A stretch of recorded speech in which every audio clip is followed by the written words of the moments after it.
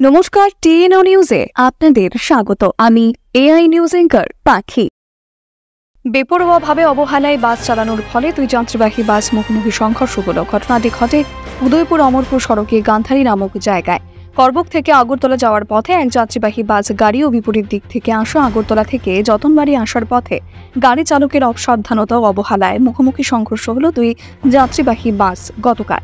এই ঘটনায় ২৬ জন যাত্রীর কম বেশ আহত হয় বলে জানা যায়, কিন্তু এই আহতদের মধ্যে কয়েকজন শিশুও ছিল বলে জানা যায়। এই দুর্ঘটনার খবর পেয়ে অমরপুর দমকল কর্মীগণ ছুটে আসেন, তাড়াতাড়ি যাত্রীদের উদ্ধার করে প্রাথমিক চিকিৎসার জন্য অমরপুর মহকুমার হাসপাতালে ২ দফায় নিয়ে যাওয়া হয় আহতদের। কিন্তু আহত ২৬ জন থেকে ২ জনের অবস্থা সংকটজনক বলে জানান। গাড়ির ২ চালক খুব দ্রুত গতিতে গাড়ি চালাচ্ছিল বলে যাত্রীগণ অভিযোগ করেছেন। যদিও এত বড় দুর্ঘটনাতে বাসটি গভীর খাদে পড়ে যায়নি এবং অল্পেতে রক্ষা পেয়েছিল বলেও যাত্রীগণ জানিয়েছিলেন। প্রত্যেক বাস চালকের যদি যাত্রীগণদেরকে নিরাপদে গন্তব্যস্থলে পৌঁছানোর দায়িত্ববোধ থাকলে নিত্যদিনের যে যান দুর্ঘটনাগুলি ঠেকানো যেতে পারে এবং প্রাণহানিরও সম্ভাবনাও কমে যায়। এখনকার মতো সংবাদ এ পর্যন্তই। পরবর্তী নিউজ ও আপডেটস দেখার জন্য অবশ্যই চোখ রাখুন টিএনও নিউজের পর্দায়।